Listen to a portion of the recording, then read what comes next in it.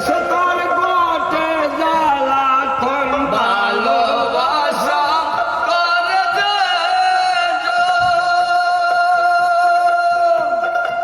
শেষে তার গোটে জ্বালা ও ভালোবাসা করে শেষে তার গোটে জ্বালাতন যেমন শুকনা কাশতে